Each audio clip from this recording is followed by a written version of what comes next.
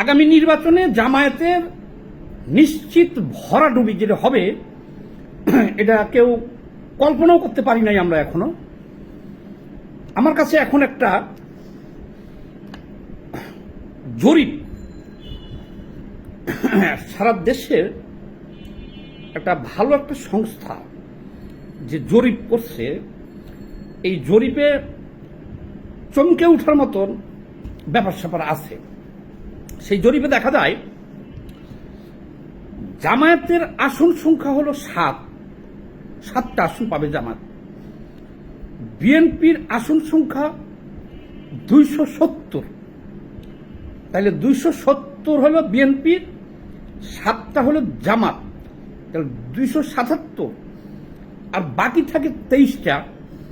এই 23টা জাতীয় পার্টি যদি নির্বাচনে অংশগ্রহণ করে, জাতীয় পার্টি সহ স্বতন্ত্র। আর বিএনপির এই 270 আসনের ভিতরে বিএনপি আছে এবং বিএনপির সাথে মানে জোট অ্যালায়েন্স যারা আছে তারা পাচ্ছে। তাহলে এখন এই যে জরিপটা পাইলাম, জরিপটা পাওয়ার পরে আমি খুব ক্ষিপ্ত হয়ে গেছিলাম যে এই জরিপটা মনে হয় বিএনপি করছে বা কোনো পাগলে করছে বা ঘোর যারা জামাতের শত্রু তারা করছে। কিন্তু এই জরিপের এটা একটা ব্যতিক্রম ধর্মী জরিপ। প্রায় 50-60 পৃষ্ঠার ডেফিনেশন আছে এখানে যে কেন এই জরিপ করা হয়েছে, কিভাবে করা হয়েছে, আর কেন এই রেজাল্টটা আসলো। আচ্ছা, রেজাল্টটা হলো এই: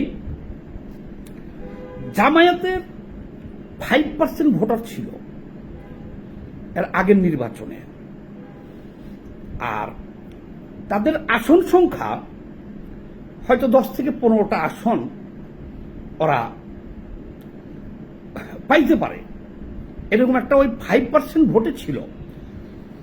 তাহলে এবার প্রশ্ন করতে পারেন যে 5%ই যদি ওদের 10-15টা আসন বা 18টা আসন তারা পাইতে পারে, তাহলে এই যে এত বছরে বিএনপি আওয়ামী লীগের 15 বছর বা এখন বর্তমানে জামায়াতের যে চারিদিকে এরকম রমরমা আওয়াজ দেখতেছি, তারা ক্ষমতাই যেতে চেয়েছে, সেখানে তাদের সিট সংখ্যা এই জরিপে 15টা থেকে কমিয়া বা 18টা থেকে কমিয়া 7টা হইল কেন? আর জামাত তো বলতেছে ক্ষমতায় চলে যাবে। কিন্তু ক্ষমতায় জামাত বলুক, কিন্তু আমাদের একটা হিসাব ছিল যেহেতু আওয়ামী লীগ নাই, আর অ্যাকচুয়ালি কিন্তু 5% ভোটের সমর্থন জামায়াতের। যদি বৃদ্ধিও পেয়ে যদি ভোটের সংখ্যা ধরলাম এখন যদি 10% হয়, তাহলে আপনার 10% ভোট নিয়ে আপনি তো কোথাও পাস করতে পারবেন না। এই জামায়াতের 2-4টা বা 10টা আসন যেগুলো আছে, যেখানে জামায়াতের বেশি, যেমন দেলোয়ার হোসেন সাইদির একটা আসন আছে, ওনার ছেলে দাঁড়াবে হয়তো চট্টগ্রামের সাতকানিয়া, তারপরে এই যে ওইদিকে আর কি, মানে কয়েকটা আসন আছে যেখানে জামাতের আধিক্য আছে, সে কয়টা আসনে তারা পাইতে পারে। কিন্তু 5% ভোট নিয়ে আপনার তো কোনোখান থেকে আপনি পাশ করে আসতে পারতেছেন না। তাহলে এবারকার যদি জামায়াতের ভোট 5%-এর জায়গায় 10% হয়, আচ্ছা 10%-এ তো আপনি কোনো সিট বের করে নিয়ে আসতে পারতেছেন না। কিন্তু এবারকার সমস্যাটা হয়েছে কি, এই জরিপে যেটা পাইলাম সেটা হলো, জরিপের মূল প্রতিপাদ্য বিষয় হলো জামায়াতের ভোট 5% থেকে এবারকার 7% থেকে 10% পর্যন্ত হয়েছে জামাতের ভোট।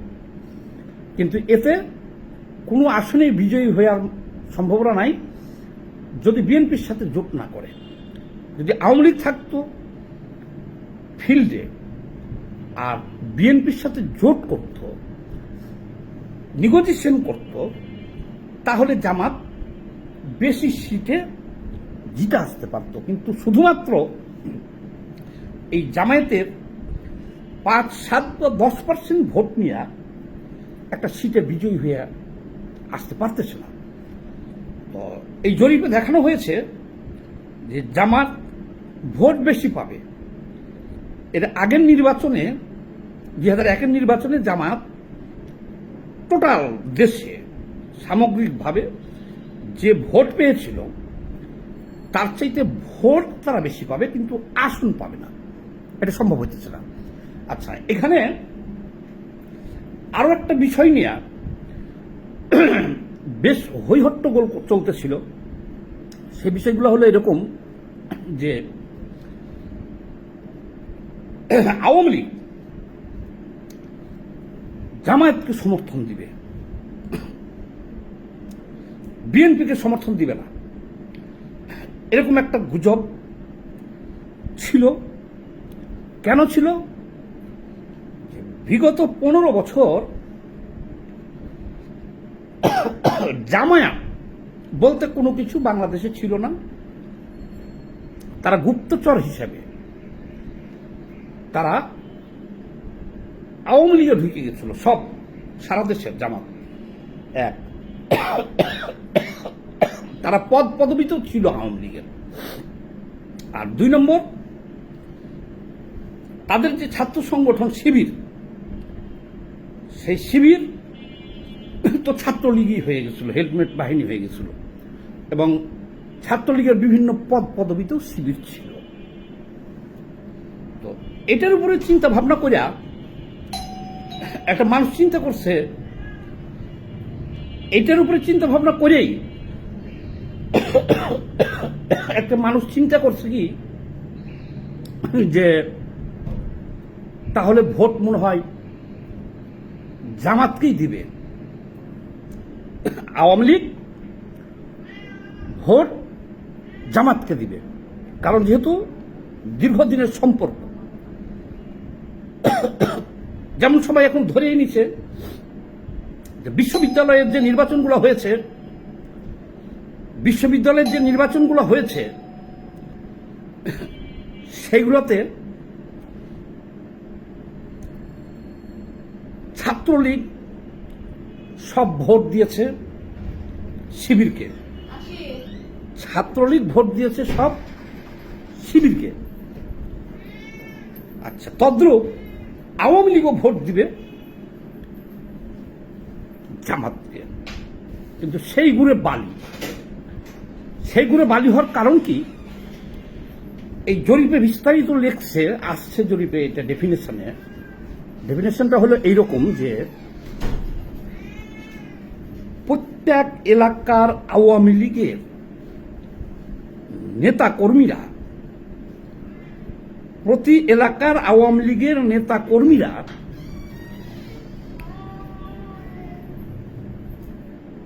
চিন্তা ভাবনা করে দেখছে যে জামায়াত তাদেরকে শেল্টার দিতে পারতেছে না, নিরাপত্তা দিতে পারতেছে না। জামাত কয়েকটা সিট, মাত্র 5-7টা সিট যেখানে জামাতের আধিক্য আছে, সেখানে হয়তো আওয়ামী লীগকে তারা শেল্টার দিতে পারতেছে, আর বাকি কোথাও দেশের জামায়াতকে তারা, এই আওয়ামী লীগকে তারা সেভ করতে পারতেছে না। সেভ করতে কি পারতেছে? বিএনপি। তাহলে বাধ্য হইয়াই আমরা তো নিজেও রাজনীতি করি এবং ফিল্ডের সব খোঁজ খবর যতদূর সম্ভব সারা দেশের খোঁজ খবর আমরা রাখি, ঘাটাঘাটি করি। আমার নিজের এলাকা সহ আশপাশের এলাকারও খোঁজ খবর রাখি। সেইখানে দেখা যেতেছে স্বয়ং শেখ হাসিনা যদি নির্দেশও দেয় যে তোমরা জামাতে ভোট দিও, শেখ হাসিনা এটা বলবে না। কি, এটা একটা এক্সাম্পল, যেহেতু চারিদিক থেকে গুজব ছড়াচ্ছে যে বিভিন্ন কারণে শেখ হাসিনা জামাতকে ভোট দিতে বলতে পারে, যেহেতু তারা ফিল্ডে নাই। এই জন্য আমি বলছি যে শেখ হাসিনা যদি নির্দেশও দেয়, তারপরও লীগ জামাতকে ভোট দিতে পারতেছে না। কারণ হলো একটাই, দেখেন ডক্টর ইউনূসের বেলায় দেখেন, ডক্টর ইউনূস কিন্তু একেবারে তার নিজের দল ছিল, কিংস পার্টি ছিল, সবাই জানি, এনসিপি। কিন্তু সেই এনসিপিকে সে ত্যাগ করছে। তারপর ধরে নিয়েছিলাম যে জামাত, সেই জামাতকেও কিন্তু ত্যাগ করছে। কিভাবে? আপনারা দেখতেছেন যে কোনোভাবেই হোক জামাত এই ভোটটাকে বানচাল করতে চায়, কিন্তু তাদের কথা